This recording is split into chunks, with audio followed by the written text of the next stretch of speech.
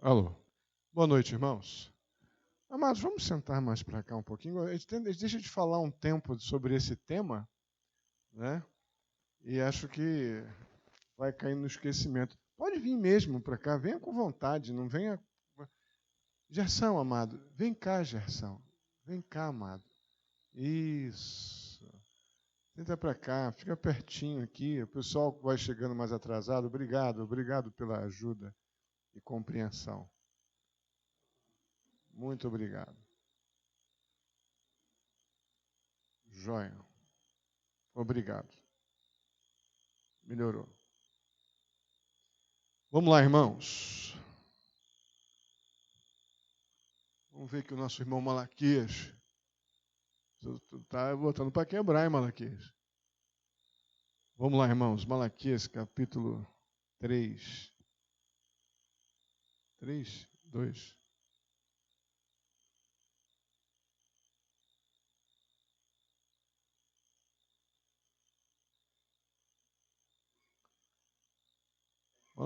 Malaquias 3, dos versos 6 ao 12.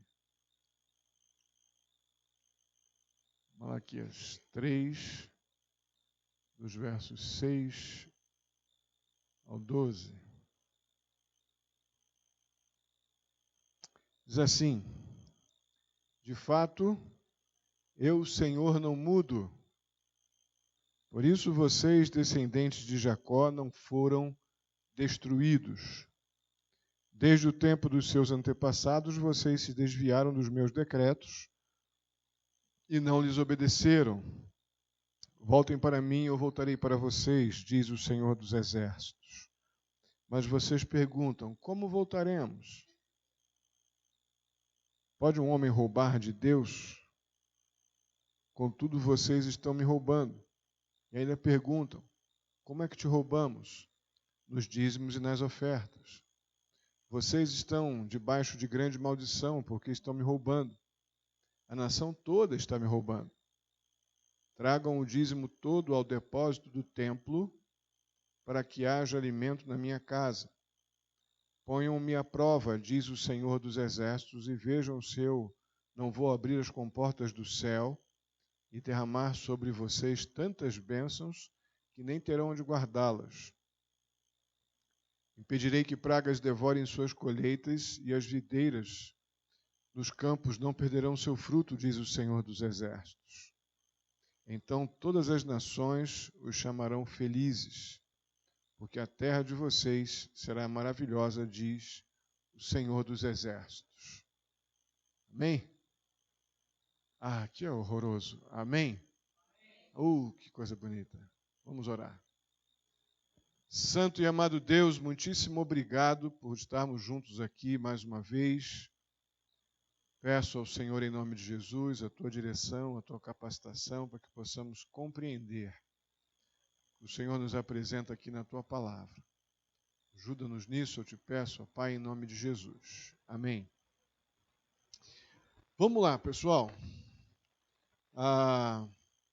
Apesar do que Malaquias já disse da parte de Deus até aqui, os judeus continuam se achando injustiçados. Deus vem reprovando a conduta deles, dos sacerdotes e dos líderes da nação e da própria nação, com a intenção de, desde o princípio, desde o verso 1, dentro desse pano de fundo do verso 2, diz: eu sempre os amei, diz o Senhor. Com esse pano de fundo é que Deus os confronta duramente, tendo em vista o arrependimento. Exatamente por causa de amá-los, desde sempre. Mas eles continuam se sentindo injustiçados, ofendidos, e diante de cada confrontação que Deus faz através do seu profeta, a resposta principal deles é como assim? Nós estamos fazendo isso? Não é possível, Senhor. Não pode ser. Mas o que os judeus não estão avaliando ou aquilo que eles estão considerando injustiça da parte de Deus, na verdade é uma demonstração enorme da parte de Deus da sua paciência. O fato de Deus estar reprovando a atitude deles sem destruí-los não revela de forma alguma injustiça, muito pelo contrário, uma misericórdia enorme. Essa é uma das coisas que a gente tem uma lentidão para identificar no nosso relacionamento com Deus muito grande. Quando Deus nos reprova, ou qualquer circunstância onde somos reprovados, a tendência, obviamente, num ambiente que tem o propósito de nos fazer crescer, porque nem toda reprovação num contexto de mundo é sinônimo de oportunidade de demonstração de amor. Mas nas Escrituras, a reprovação, vindo da parte de Deus, é sinônimo de misericórdia, porque Deus não precisa disso. Deus pode simplesmente eliminar o rebelde, o teimoso, o desobediente, e Ele não faz isso. Não é? O que vamos ver aqui desses versos 6 a 12 é, sem dúvida alguma, um enorme convite ao arrependimento. Uma demonstração enorme da parte de Deus de que quer que aqueles homens, aquelas pessoas, os judeus, tenham um arrependimento sincero, genuíno, através de mais uma forte confrontação que vem por aí, num tema peculiar, num tema que podemos imaginar, poxa, mas será que era um problema deles? Não. É um problema do homem, do ser humano. Mas antes de entrar no assunto propriamente dito, vamos dar uma olhadinha bem rapidinho no que diz o verso 6. O verso diz, de fato, eu, o Senhor, não mudo. Isso é a grande esperança deles e eles não entendem que isso é uma grande bênção, porque esse Deus que está dizendo que não muda é o Deus do verso 2 que disse, eu sempre os amei. Para a felicidade deles, né, o Deus que eles estão julgando estar sendo injusto ou sendo injustiçados por ele não muda. Eles só existem como nação ainda, como povo, até mesmo como indivíduos, porque Deus não muda. E Deus tem um compromisso com as suas promessas feitas a este povo, e Deus vai cumprir. Vimos um pouco disso na mensagem de domingo, né? Que Deus cumpre aquilo que promete. Falamos disso também no GECOM. Então, depois dessa abertura, dessa introdução no verso 6, vamos entrar no tema propriamente dito. O povo é mais uma vez confrontado, e Deus aqui na primeira parte do verso 7 vai afirmar que seu povo está indo ao templo, vão à igreja, mas não tem compromisso com o Deus da igreja. Vocês vão ao templo, mas me obedecem parcialmente. Primeira parte do verso 7 diz assim, desde o tempo dos seus antepassados, vocês se desviaram dos seus decretos e não lhe obedeceram. A ideia proposta aqui, quando ele cita seus antepassados, é que muito provavelmente eles estavam vivendo a vida dentro da religiosidade judaica em função da tradição da família. Seus pais, seus avós eram tementes a Deus e iam ao templo, e eles então continuaram com essa prática dos seus antepassados. A ideia aqui é que eles alegavam que, sendo seguidores de Abraão, Isaque e Jacó, estavam com tudo resolvido. Sabemos que essa é o grande tropeço dos judeus, né? Achar que estava tudo resolvido aí. A questão é que tudo isso era apenas ritual, um ritual externo, uma ritualidade sem nenhum tipo de devoção sincera, comprometimento com Deus e com a palavra de Deus. E mais uma vez eles se mostram espantados com essa exortação que Deus faz. No final do verso 7, eles dizem: como assim? Como? Por que o senhor está dizendo isso? E vou entrar em alguns detalhes aí da segunda parte do verso 7, mas só para a gente poder pensar um pouco nesse tema da nossa tradição evangélica, vale a pena gastar alguns minutinhos nisso. Não tem nada de ruim a gente vir de uma origem evangélica, nada. Temos nossos pais, avós, os que têm esse privilégio, podem considerar isso, sem dúvida alguma, uma grande bênção, porque o contrário é muito complicado. Você ser sozinho na tua família, o único evangélico, o único que tem um compromisso salvífico com Deus. Nós sabemos que as pressões são grandes, não é simples, não. E você ter uma história por trás de você, de pessoas que batalharam pela fé, testemunho de pais, avós, tios, que permaneceram na fé em Cristo Jesus, sem dúvida alguma, isso é uma coisa importante e é um privilégio. Se você nasceu num lar cristão evangélico, é algo muito, muito bacana, um privilégio, motivo de gratidão. Sem dúvida, uma formação desde a infância com bases sólidas na fé evangélica nos poupa, se cremos naquilo que ouvimos, né? Nos poupa de muito sofrimento imposto pela religiosidade pagã dos nossos dias. Então isso é um privilégio. Você que teve essa oportunidade sendo criado num ambiente evangélico com os seus filhos, isso é algo que tem que ser muito valorizado. A questão é que essa história, essa tradição de uma educação cristã evangélica, ela tem seus riscos também. Qual o risco? O risco é nós transformarmos algo, como sempre, né? O pecado tem esse potencial.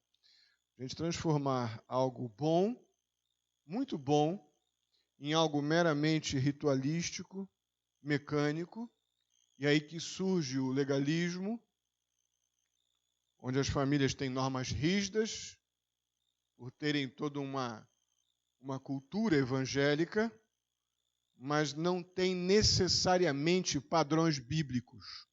São cheios de podes e não podes, mas não necessariamente tem padrões bíblicos para lidar com suas crises, para lidar com questões éticas nos seus relacionamentos extra-eclesiásticos, extra-igreja. Não são poucos uma cultura evangélica, mas puramente formais e legalistas. Não são poucos, não. Muito pelo contrário, lamentavelmente. O outro lado é a hipocrisia. Leva muitos pais a pregarem, a ensinarem uma coisa, mas a maneira que eles se relacionam entre si, marido, esposa e os filhos, não reflete de forma alguma o fruto do Espírito. Então, se a nossa cultura evangélica, se a nossa tradição evangélica não nos fortalece ou não fortalece o nosso relacionamento com Deus, vai transformar-se em legalismo ou hipocrisia. Não tem muitas alternativas, não. Bem gradualmente, a família que apenas pratica hábitos religiosos, evangélicos, vão se afastando de um viver pela fé, de uma vida obediente, temente a Deus e a sua palavra. A coisa fica muito facilmente na aparência.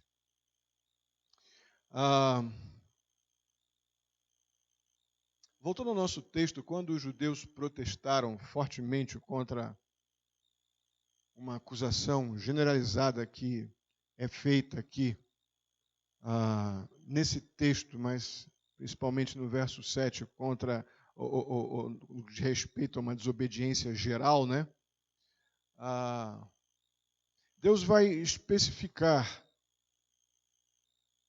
qual a área que Ele vai tratar dessa desobediência geral de vocês, que vocês trazem da sua história. Deus destaca uma em especial. E o que é dito aqui é que vocês estão me roubando. Esse é o destaque que Deus dá de todo um cenário de religiosidade, de legalismo, de hipocrisia, de culto ao Senhor com obediência parcial e interesseira, oportunista. E Deus disse que o problema disso, um dos pontos principais que Deus trata com eles, e o fato de Deus tratar este ponto de tantos outros que nós já mencionamos, e ter esse destaque nas Escrituras é algo que deve nos chamar a atenção. Deus diz que eles estão roubando a Ele. Nos versos 8 a 10, Deus vai afirmar que Ele tem sido roubado. Como? Quando eles não obedecem a sua palavra no que diz respeito ao dar, suas contribuições. Esse é um dos textos, sem dúvida alguma, de aplicação, um dos textos das Escrituras, que tem um princípio eterno muito valioso, mas ao mesmo tempo ele é muito mal interpretado. Uma boa parte dos escândalos que envolvem a igreja evangélica vem dos devaneios criados em cima desse texto. Nós já falamos algum tempo atrás, numa série que eu fiz sobre esse assunto, um pouco.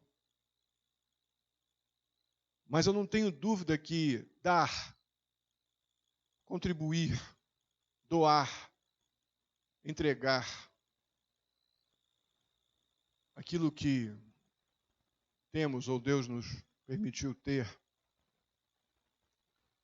é um dos testes que mais põe à prova nosso relacionamento com Deus. Nossa capacidade de dar. Eu creio que não é o teste, mas é um dos grandes testes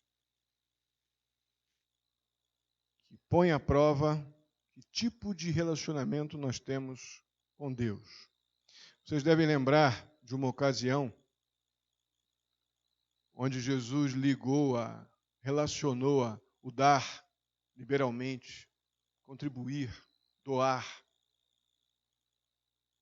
Deus relaciona essa capacidade de dar com a vida eterna. Vocês lembram de Zaqueu? Vocês, não sei quantos aqui vão lembrar de uma mensagem que eu preguei sobre Zaqueu. Vontade de pregar essa mensagem de novo. Eu estava mexendo nesse material aqui e lembrei daquela mensagem que Deus passa ali, Zaqueu está lá na videira, como é que é? Me lembra, na Figueira Brava, né? Lá em Atibaia tinha um parque, que não sei se Davi lembra, Luísa, aquele Zanoni, tinha umas figueiras bravas lá, e com os figos que não são comestíveis, mas ela tem uns troncos fortes, ela cria um ramo assim, ela abre como se fosse um telhado, ela tem um tronco forte, depois ela abre lateralmente assim, com os troncos grandes, e dá uma cobertura interessante, suficiente para uma pessoa subir e ficar num tronco daquele de forma segura, porque não são troncos, apesar de serem longos e laterais, eles saem assim do tronco, grande, dá uma copa grande. E eu sempre comentei, né? Puxa, olha aqui a figueira brava de Zaqueu. Né? Porque certamente Zaqueu ficou numa situação daquela ali, em cima de uma árvore daquela, e Jesus passou embaixo. Jesus disse, Zaqueu, desce daí que eu vou comer na tua casa hoje. Né? Sempre lembrei disso ali em Atibaia. O fato é que quando Zaqueu, o cobrador de impostos, riquíssimo. Quando ele atendeu o chamado de Jesus, as suas primeiras palavras, quando Jesus disse, Zaqueu, desce daí, lá em Lucas 19, 8, diz assim, olha, Senhor, as primeiras palavras depois que Jesus ordenou que ele saltasse da árvore e fosse com ele para casa, que ele ia jantar na casa dele hoje. As palavras do então cobrador de impostos, um camarada que gostava de ser rico, esse aqui, né? Olha, Senhor, Lucas 19, 8, estou dando a metade dos meus bens aos pobres, e se de alguém extorquir alguma coisa, devolverei 4 vezes mais. Irmãos, o que está vendo aqui? No momento que esse homem foi chamado e atendeu o chamado de Jesus, esse homem foi convertido. Mas, pastor, como? É Jesus, gente, está passando lá, não era eu, não. Na ordem de Jesus já estava, sem dúvida alguma, o poderoso chamado. Aquele que ouve a minha voz e atende, esses são os que me seguem. Zaqueu, o ímpio, cobrador de impostos, avarento, viu Jesus passar, desejou estar ali para ver Jesus passar, e quando Jesus o identifica e ordena que ele desça, aquele homem já estava num processo completo ali no seu coração de entrega ao Senhor. Aquele homem que era anteriormente completamente ganancioso, conforme a gente vê no contexto do capítulo 19, a gente vê no verso 9 de Lucas 19, que é dito que hoje houve salvação nesta casa. Não tem outras palavras, não tem Jesus apresentando as boas novas do Evangelho, todo o seu propósito salvador, nascimento, vida, morte, ressurreição. Não houve isso aqui. Houve um chamado, houve uma mudança de mente, o ganancioso se transformou em adorador do Senhor, e ele simplesmente devolve 4 vezes mais tudo que tirou dos outros, ele dá. E a sentença seguinte do verso 9, hoje houve salvação nessa casa. Então não há dúvida que neste contexto aqui, nesta circunstância, há uma relação muito intensa entre o chamado Salvador e o dar.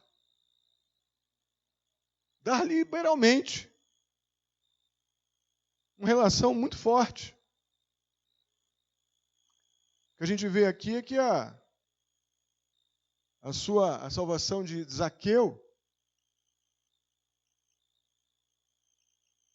foi testemunhada, porque aquele que até então, o testemunho então da salvação de Zaqueu estava em torno da realidade de que aquele homem até então, ele era completamente adorador e apegado às coisas materiais, a dinheiro.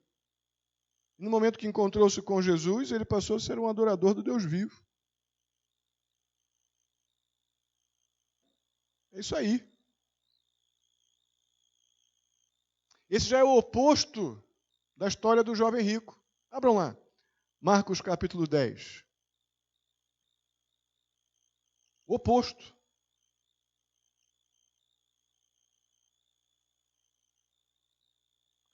Marcos 10, versos 17 ao 23. Diz assim. Acompanhe. Quando Jesus ia saindo, um homem correu. Não andou não, irmãos.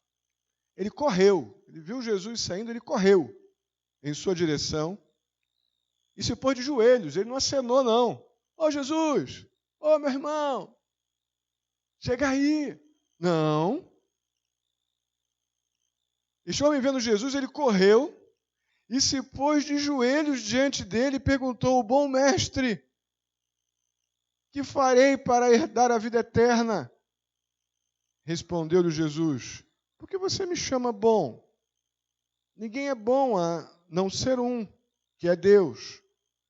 Você conhece os mandamentos: não matarás, não adulterarás, não furtarás, não darás falso testemunho, não enganarás ninguém, honra teu pai e tua mãe. E ele declarou: Mestre, a tudo isso eu tenho obedecido desde a minha adolescência. Jesus olhou para ele e o amou. Esse momento aqui não tem como eu não visualizar este momento. Porque Jesus não via no rosto daquele jovem o que exteriormente estava sendo revelado. Jesus olhou compadecido daquele jovem, porque ele já viu que estava por vir. Que a resposta de Jesus: olha, meu rapaz, muito legal o fato de você fazer isso desde pequeno. Muito legal o fato de você vir correndo até mim, se ajoelhar: Senhor, o que eu faço para herdar a vida eterna? Mas te falta uma coisa, rapaz. Vá, venda tudo o que você possui, dê o dinheiro aos pobres e você terá um tesouro no céu. Depois venha e siga-me. Diante disso ele ficou abatido e afastou-se triste. Ué, cadê aquele menino do verso 17? Jesus olhou ao redor e disse aos seus discípulos: como é difícil aos ricos entrar no reino dos céus. Os discípulos ficaram então admirados, né? E assim vai, vamos parar aqui.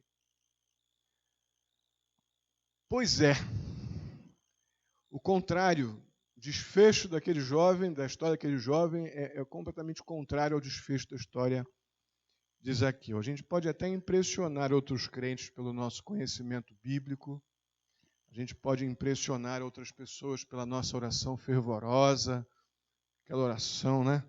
Hoje eu passava ali num outdoor que tem aqui no Jardim Almira ali, dizendo: pastor, vai fazer oração forte, venha, não sei o que. Puxa vida, o que será uma oração fraca?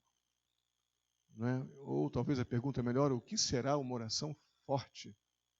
Não é? As pessoas são admiradas, né? E a gente pode impressionar outros com isso. Outros impressionam outros pelo seu tempo de igreja, né? Pela sua história, sua tradição na igreja e tal. Mas o fato é que Deus não olha essas coisas como uma prova final de fidelidade.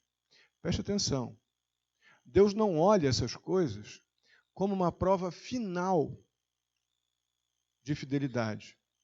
Porque Deus não ignora essas coisas. Essas coisas, não a oração do poder, mas uma pessoa que ora intensamente ou incessantemente, como somos exortados a fazer, não há pecado nisso. Muito pelo contrário. A questão é que Deus também não ignora o modo como nós lidamos com o dinheiro. Coisa que Ele nos confiou. É muito maquiavélico por parte do diabo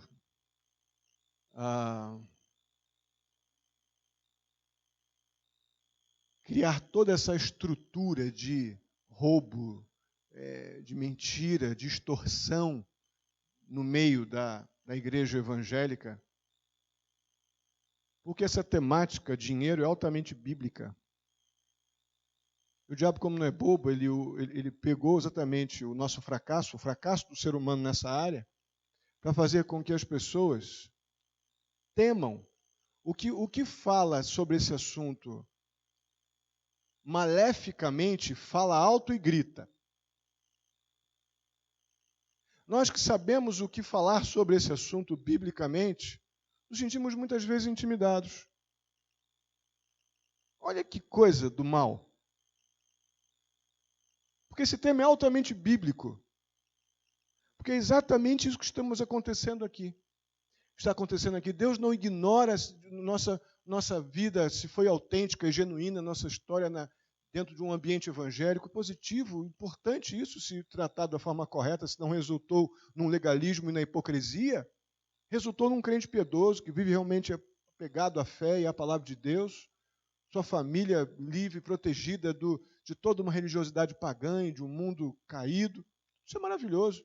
Orar firme, sem cessar, amando a Jesus, servindo ao Senhor, crendo na sua palavra, confiando nela. Isso tudo é muito importante, não tenho problema nenhum com isso. A questão é que Deus também não ignora a maneira como nós lidamos com os nossos bens. tanto quanto não ignora o restante. E a pergunta bem objetiva é: você é ganancioso?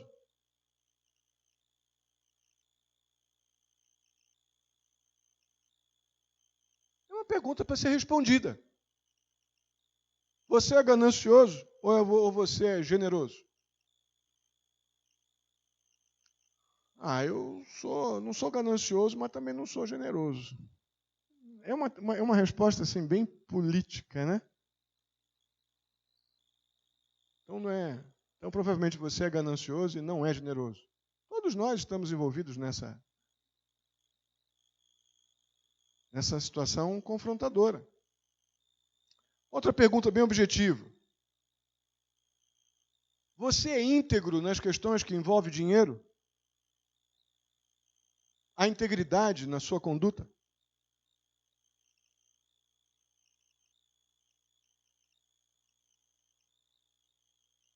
Mais uma pergunta importante.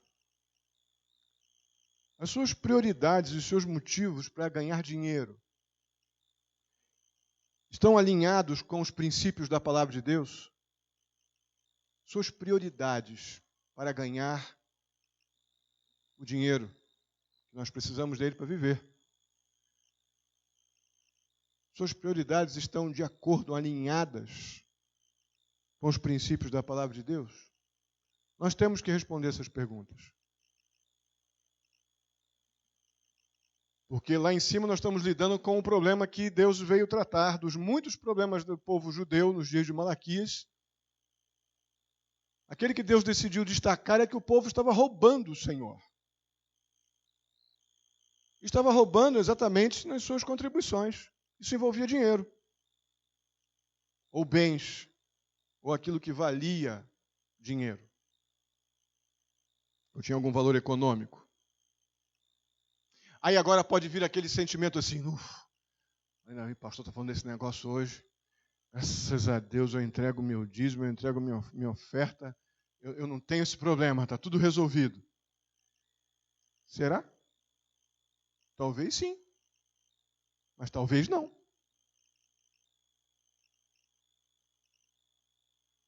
Irmãos, o texto de Malaquias 3,10, que a gente se debruça com tanta força,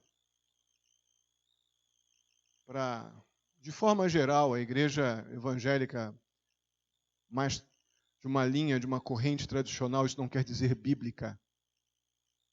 Guarde bem.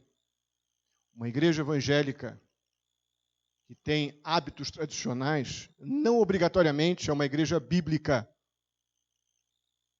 mas é uma igreja que tem hábitos tradicionais. Vocês lembram a mensagem que eu peguei algum tempo atrás, a diferença de tradição e tradicionalismo. São coisas diferentes. Se você quiser relembrar, entra lá no canal do YouTube, essa mensagem está lá, que eu já vi esses dias. Geralmente essas igrejas mais históricas, elas tendem a se debruçar como se esse Malaquias 3,10 fosse o único texto que sustenta, que dá base, fundamenta a entrega de dízimos e ofertas na igreja. Se nós olharmos somente para esse texto, quanto a dízimos e ofertas, como é muito assim feito em nossos dias por muitos grupos, os batistas são campeões nisso. Se você honestamente olhar só para esse texto, não olhar para as Escrituras, mas olhar só para esse texto, fazer uma exegesezinha superficial desse texto, fazer algumas perguntas para esse texto. O que, por quê, onde, como. Algumas perguntinhas apenas de observação do todo. Para esse texto você vai chegar a algumas conclusões bem interessantes. A primeira delas é que isso aqui está sendo dito para a nação de Israel, o povo judeu. E para o judeu, dízimo era uma obrigação e não um ato voluntário.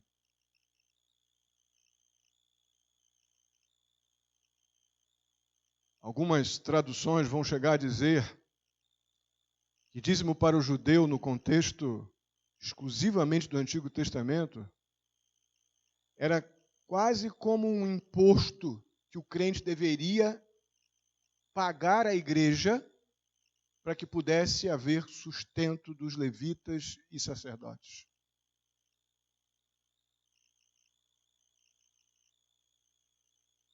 E agora? Coisa esquenta, né? Tragam o dízimo todo ao depósito do templo para que haja alimento em minha casa.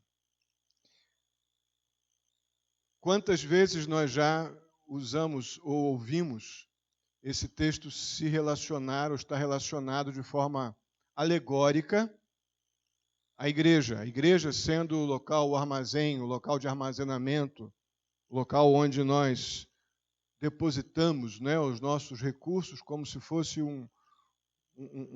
a ideia aqui proposta é de um armazém, um local para guardar os recursos. Mas aqui no texto, olhando apenas para o texto, sem nenhuma alegoria ou figura de linguagem, o templo do Antigo Testamento ele tinha câmaras onde ficavam guardados os cereais, onde ficavam aquilo que poderia ser perecível, estufas para poder defumar as carnes, mas principalmente para armazenar mantimentos não perecíveis. Haviam grandes câmaras, depósitos, tipo uns armazéns. As pessoas deixavam lá os primeiros frutos da sua colheita. E os sacerdotes, então, que serviam no templo, juntamente com os levitas, faziam uso desses produtos para suprir suas necessidades, todas as suas necessidades. Então, meus irmãos, Malaquias 3:10, nós temos que entender que se eu olhar Malaquias 3:10 e criar toda uma doutrina do dízimo e oferta, olhando só para Malaquias 3:10, nós vamos estar dizendo coisas que o texto não diz. Por quê? Porque Malaquias 3:10 não é a única referência bíblica sobre esse tema. Nós precisamos olhar a Bíblia como um todo, sempre. O Novo Testamento, ele não está divorciado do Antigo Testamento. Pelo contrário, um completa o outro plenamente. Principalmente num contexto como esse, que lida com um princípio eterno tão importante para Deus. Irmãos, esse ó está me atrapalhando. Glória, glória eu também acho, mas glória a Deus também acho. Mas aguenta aí. Isso. Vamos dar muita glória a Deus, mas no culto do Natal. Como nós temos ensinado aqui em nossa igreja, a 10ª parte de tudo que nós recebemos, sem dúvida, é uma referência a Malaquias 3:10. Por quê? Porque é aquilo que Deus determinou para controlar a nossa tendência pecaminosa de entregar o resto para Ele. Sejamos completamente honestos. Se não tivéssemos uma referência bíblica nas Escrituras, de um piso daquilo que devemos entregar à casa do Senhor, nós não entregaríamos ou daríamos o resto, se sobrasse. É ou não é? Não sei vocês, eu seria assim. Então, o que Deus estabeleceu para nós, misericordiosamente, diante da nossa capacidade de sermos corrompidos pelo poder do dinheiro, ou pelo poder que o dinheiro promove, foi nos criar uma cerca de proteção nessa área. Então, sem dúvida alguma, Deus estabeleceu no Antigo Testamento um patamar mínimo para que ele não seja desonrado quando eu trago o resto para o templo. Já no Novo Testamento, nós encontramos uma outra realidade. Enquanto no Antigo Testamento encontramos a realidade de um patamar que nos protege da nossa própria paixão pelo poder do dinheiro, no Novo Testamento ele trabalha com a outra ponta. Deus é dono de tudo. E encontramos muitas referências sobre isso. Em particular, lá em Apocalipse 4:11 e versículos, vemos que Deus não somente é o Criador, mas Ele é o dono de todas as coisas, o Senhor de todas as coisas. E nós, então, administramos aquilo que Deus nos dá para cuidar. Este é o padrão do Novo Testamento. Então, no Novo Testamento, nós damos generosamente, alegremente, conforme 1 Coríntios 16:2. Também, se você quiser anotar essas passagens, acho que valeria a pena. Vocês sabem já algumas delas. Mas 1 Coríntios 16:2, depois 2 Coríntios capítulo 8, versos 7 a 11. Nós vemos que esse dar generosamente, alegremente, do Novo Testamento, ele acontece conforme a nossa prosperidade. Está percebendo o caráter ilimitado da nossa contribuição no Novo Testamento? E o caráter básico, protetor do nosso, porque nos protege de nós mesmos, em nossa avareza, do Antigo Testamento, e no Novo Testamento, onde Deus se apresenta como o Senhor, dono de todas as coisas, e nos dá as coisas que são dele para nós cuidarmos. Diz que eu devo contribuir generosamente, alegremente, de acordo conforme a prosperidade, conforme aquilo que Deus tem me dado.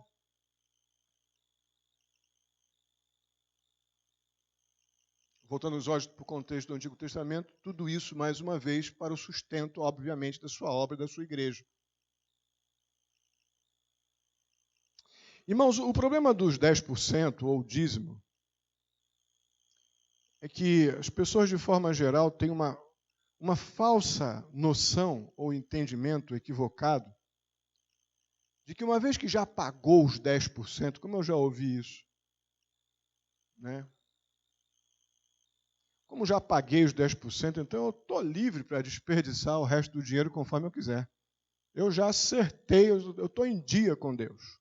Eu já paguei os 10% da igreja.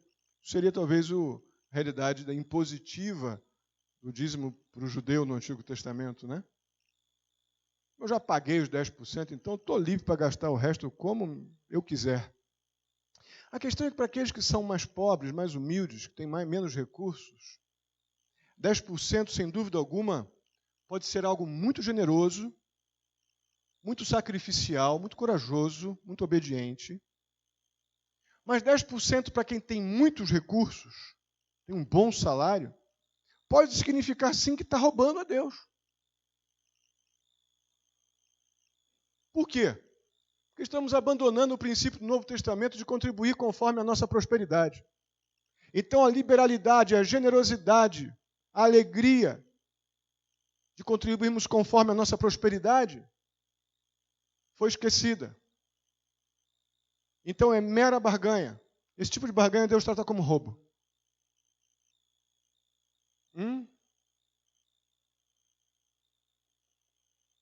E agora? Muito sério isso. Essa perspectiva encurtada de dízimos e ofertas faz com que muita gente deixe de ouvir a boa nova do Evangelho. Por quê?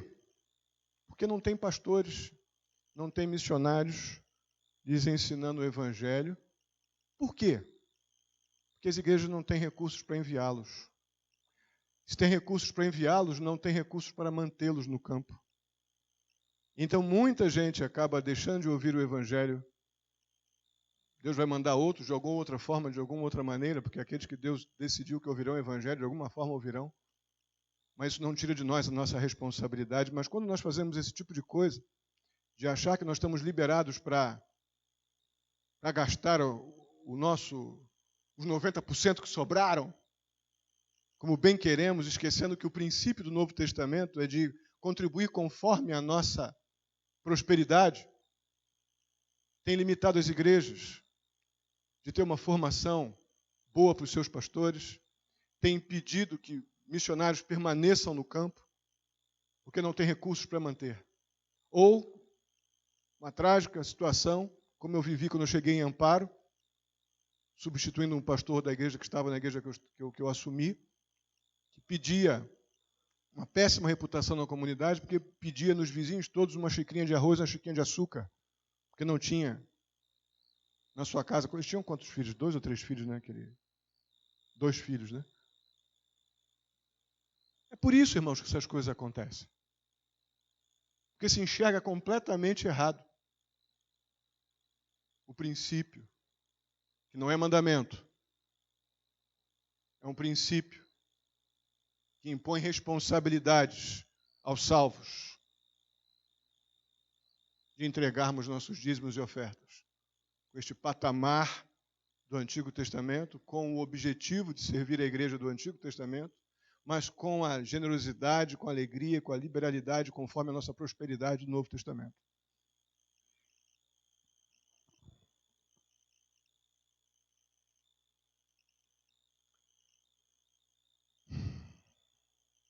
Eu acredito que Deus vai nos cobrar, e eu estou dentro. Aqueles que agem assim, por mais sinceros que sejam as nossas intenções quando entregamos nossos dízimos, Deus vai nos cobrar. Biblicamente, ou seja, no contexto tanto do Antigo como do Novo Testamento, quem age assim, com esta mentalidade, está roubando o Senhor. Pela desobediência ao princípio. Não pela prática mecânica ou religiosa de pagar a igreja, pagar Deus, aliviar a minha consciência e coisas assim. Então, antes da gente olhar para o desfecho desse crime, porque roubo é crime, né? Antes de conhecermos o desfecho disso, vamos saber a pena para esse crime. Verso 9, diz lá: vocês estão debaixo de grande maldição, porque estão roubando. Na verdade, toda a nação está me roubando. Irmãos, todo pecado é uma grande burrice, perdoe a clareza da expressão. Todo pecado é uma grande burrice. Muito grande.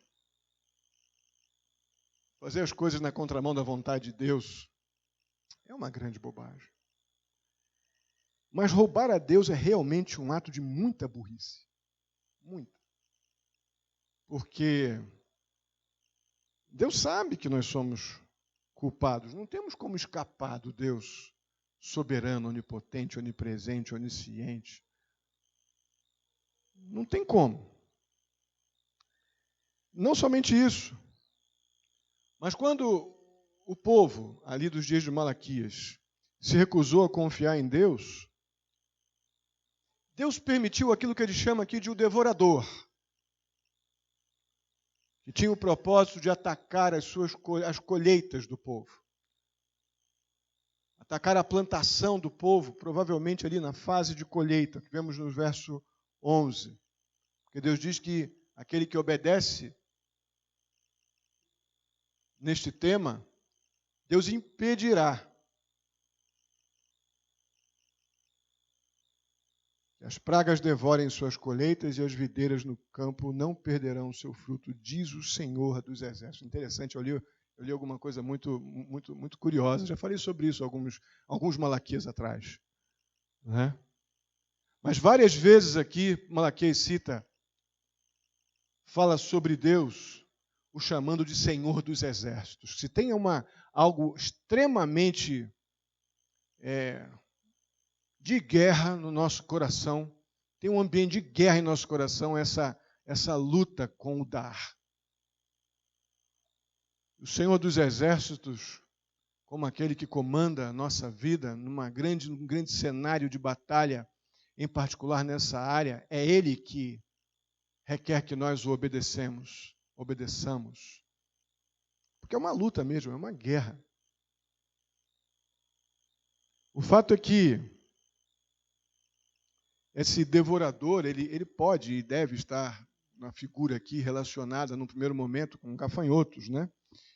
Qualquer outro tipo de insetos lá, até mesmo granizo, que era um grande problema para as colheitas, seca, né? Para a agricultura.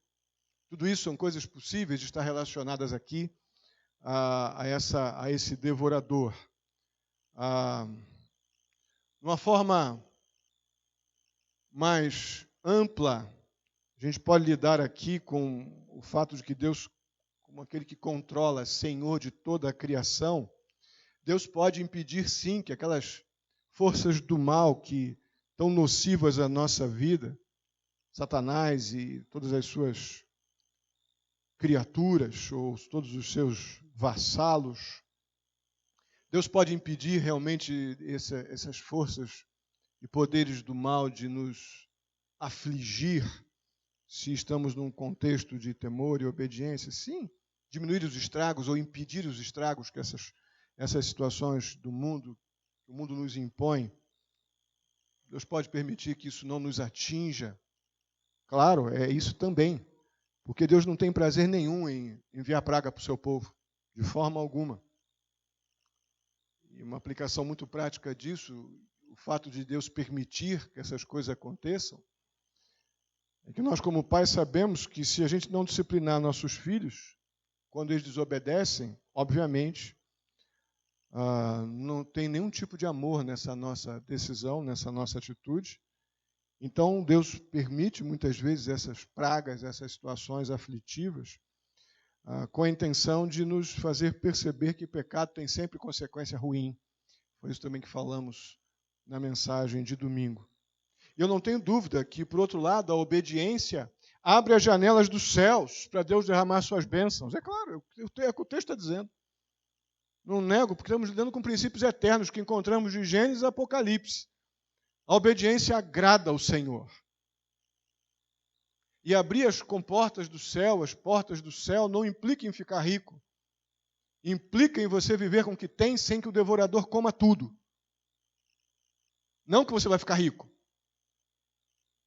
Mas implica em saber viver com o que tem. E dar. E ser suficiente.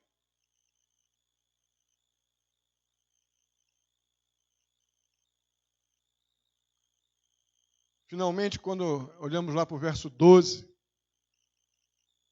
e aqui, que é a parte que eu disse que nós íamos ver inicialmente a pena para o roubo, agora vamos começar a ver a outra perspectiva, que é a solução de Deus para esse crime. Antes aí de um pouquinho, no verso 12, a gente vê que quando nós roubamos a Deus, nós deixamos não somente de ser abençoados, como também deixamos de abençoar. Irmãos, quando os crentes obedecem a esta verdade, essa realidade bíblica, que já vimos que está diretamente ligada à salvação, à liberalidade, à capacidade de dar. E dar, biblicamente, é obedecer às Escrituras. Fruto de uma realidade especial que Deus deu para nós, que é uma mente grata, um coração grato, pessoas gratas pela salvação que receberam de graça, em todos os sentidos da graça. Quando nos voltamos obedientemente diante de Deus, generosamente, alegremente e comprometidamente, olhando o princípio estabelecido no Antigo Testamento, nós revelamos o nível de relacionamento que nós temos com Deus. O contrário é verdadeiro. Quando fazemos isso, não somente nós somos abençoados, como também as pessoas ao nosso redor são também abençoadas. Não porque eu estou dando dinheiro para todo mundo, porque talvez a gente não tenha, provavelmente não teremos. Mas conhecerão o Deus que nós servimos pelo nosso contentamento. E a nossa capacidade também de dividir, de dar. Dentro obviamente, de um raciocínio natural. Não é o de eu ficar com a minha despensa vazia e pedir para o vizinho, mandar tudo para o outro porque ele está precisando. Isso não é natural. Isso é antinatural. Mas dentro daquilo que é natural e bíblico, nós seremos abençoados e abençoaremos outros quando nos submetermos a esses princípios que estamos vendo que envolvem dízimos e ofertas. Na verdade, as pessoas ao nosso redor, elas se sentirão atraídas pela graça de Deus que vai estar sendo vista em nossas vidas. Pelo nosso testemunho, pelo nosso contentamento, pela capacidade de lidarmos com o que temos e o que não temos. As pessoas ao nosso redor, sem Cristo, eram sendo atraídas pela graça de Deus a partir do nosso relacionamento com essas verdades. O outro lado da moeda, irmãos, é que as pessoas não são atraídas por crentes desobedientes e indisciplinados, não. Ninguém é atraído por crentes desobedientes. Crente desobediente não atrai ninguém. Crente que está sob disciplina do Senhor não atrai ninguém, a não ser adeptos da mesma obstinação pecaminosa, para tentar fazer um grupinho, para tentar ficar mais forte contra aquele que está estabelecendo a disciplina. Caso contrário, o mundo não se sente nem um pouco atraído por crentes desobedientes.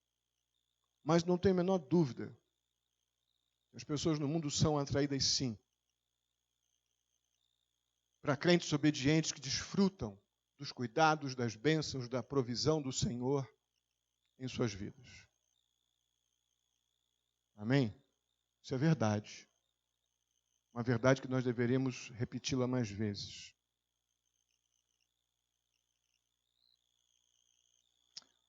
Uma pergunta final seria a seguinte. Se nós estamos entendendo tudo que está sendo falado aqui, e temos porventura pecado nesse tema, pecado nesse assunto, Deus traz a solução para isso naquela parte do verso 7, que eu não mencionei ainda, que é a parte B do verso 7. Que diz assim: voltem para mim, e eu voltarei para vocês, diz o Senhor dos Exércitos. Irmãos, quando nós pecamos, a causa de pecarmos, ela é sempre relacional. Vou repetir. A causa do nosso pecado é sempre relacional. Não é apenas uma prática exterior, alguma coisa que a gente é aparente de bem ou de mal, ou alguma quebra de regra, de lei ou coisa do tipo.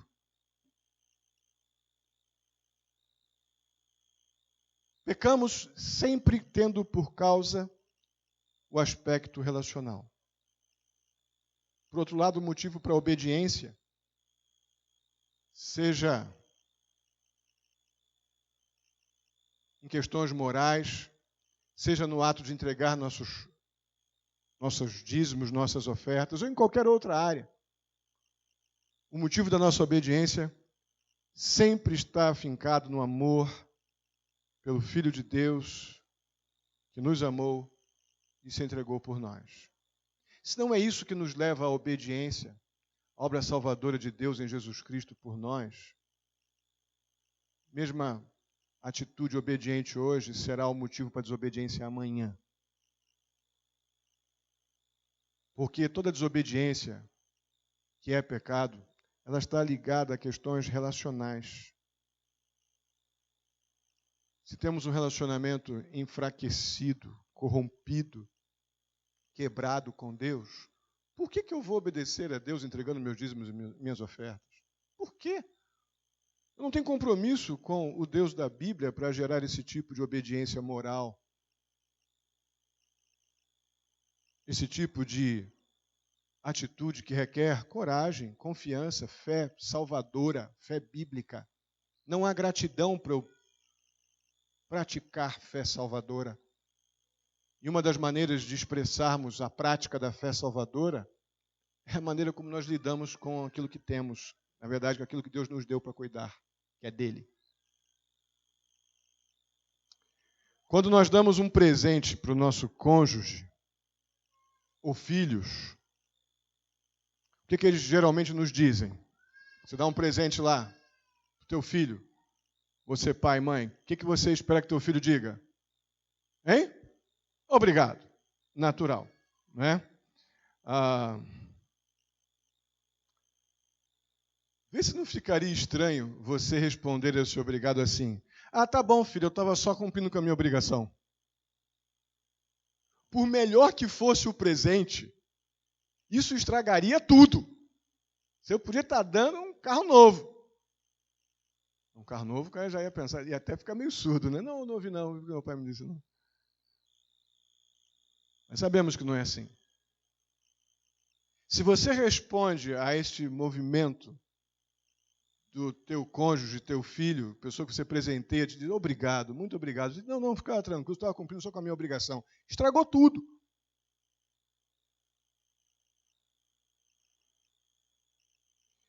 Irmão, se nosso relacionamento com a pessoa presenteada for bom, for saudável, for verdadeiro, nunca dar será uma obrigação, mas sempre será um enorme prazer. Sempre será um enorme prazer. Se você não está entregando seu dízimo e a sua oferta generosamente, sistematicamente, sacrificialmente, como vemos no contexto do Antigo Testamento e do Novo, entregando tudo isso ao Senhor, cheio de amor, cheio de gratidão, então é o que vemos no verso 7, quando temos ali o convite ao arrependimento. Volte para mim. Volte para mim. Porque se o nosso dar é apenas um compromisso de obrigação, o meu relacionamento com Deus ele é obrigatório. Ah, eu estou indo à igreja porque sou obrigado a isso. Ah, eu estou fazendo isso porque eu sou obrigado, eu sou crente.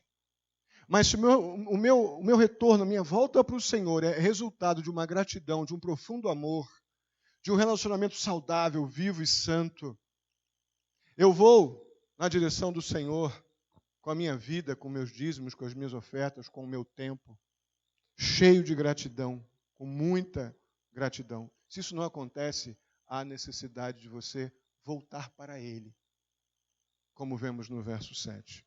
Esse é o convite que Deus faz aos teimosos judeus dos dias de Malaquias. Eles precisavam retornar para um relacionamento honesto, profundo com Deus, para que esse ato de dar, esse ato de contribuir, de participar da vida da igreja, seja realmente um momento de grande alegria, de grande prazer. Perceba que Deus, todo esse ambiente aí do relacionamento com os judeus, tamanho a grandeza do amor e da misericórdia de Deus. O verso 6 já diz, né? Eu não mudo. Aquele Deus lá do capítulo 1, verso 2, eu sempre amei vocês e eu não mudo. Aquele que nós vimos aqui agora em Romanos, capítulo 11, se eu não me engano, verso 26, ou não lembro exatamente, quando diz, olha, os meus decretos são imutáveis. O que eu falei eu vou cumprir. E todo esse relacionamento de Deus misericordioso, enormemente misericordioso com o seu povo, apesar de Israel pecar contra Deus por séculos, Deus promete que se eles voltassem para Ele, Ele voltaria para eles. É o que está no verso 7. Volte para mim, que eu me volto para você. É o que está na Bíblia. Se nós lembrarmos lá do contexto do pai com o filho pródigo, Deus está sempre pronto para nos dar seu perdão gracioso, seu perdão que nos restaura, mas Ele quer sim que nós voltemos para Ele. Então a compreensão para podermos ser abençoados e abençoar, para que possamos não ter liberado a disciplina do devorador,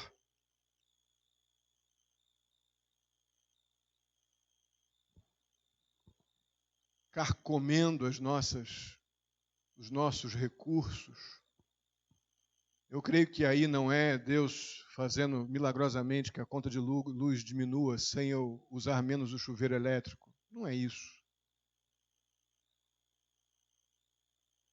É Deus me dando sabedoria, capacidade espiritual para administrar melhor meus recursos, para gastar com mais sabedoria,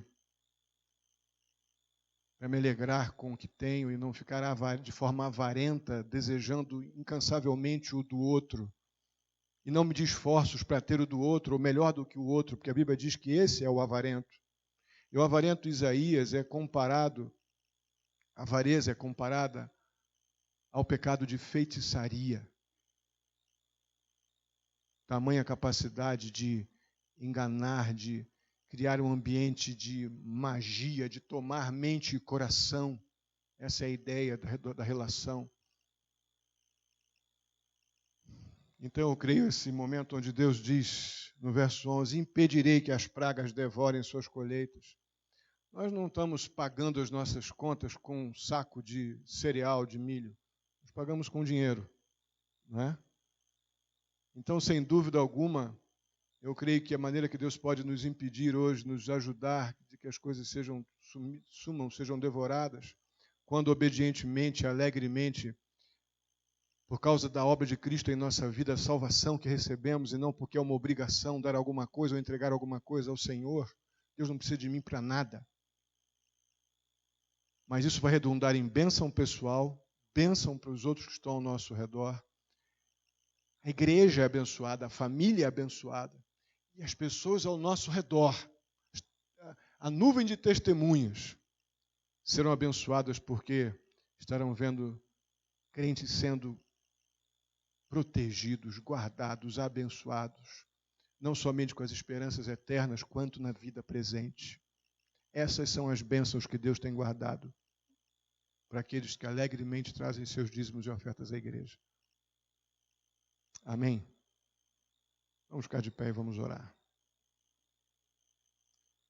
Mas é muito importante discernir se eu não estou tendo alegria nisso, ou se eu estou fazendo isso de forma equivocada. A ordem bíblica é volte para o Senhor. Veja onde você rompeu com o Senhor. Veja como está o seu tempo de oração, seu tempo de leitura bíblica, seu tempo de comunhão pessoal com Deus, seu compromisso com as coisas do Senhor, sua motivação para estar aqui agora, sua motivação para estar nos trabalhos da igreja, servindo ao Senhor e adorando ao Senhor, nas oportunidades que temos de fazer isso como igreja, maneira como você vê o perdido, se você no teu coração não se compadece com aquele que está indo para o inferno, nossa alegria não pode ser egoísta, irmãos. A nossa alegria da salvação não pode ser unilateral. A nossa alegria da salvação ela precisa gerar essa profunda gratidão pessoal, mas encher nosso coração de misericórdia pelo perdido e não deixarmos de testemunhar de Cristo para aqueles que estão se perdendo. Isso também é abundância, fruto de um relacionamento saudável com Deus. Oremos. Bondoso Pai, muitíssimo obrigado pela Tua palavra, pela oportunidade de lidar com essas verdades bíblicas de maneira tão especial, esse assunto tão maravilhoso que nos desafia muito, mas temos recebido do Senhor o que é necessário para uma vida comprometida e obediente ao Senhor, não somente nesta área, mas em todas as demais. Ajuda-nos a te honrar com o que temos de forma alegre. Não por obrigação, mera obrigação, mas alegre. Ajuda-nos a abençoar os outros, que as pessoas olhem para nós e nos vejam como pessoas que estão sendo abençoadas por Deus. Não porque temos muito, mas porque sabemos viver com o que temos. Ajuda-nos, Pai, eu te peço. Em nome de Jesus. Amém. Muito bem, irmãos, vamos orar.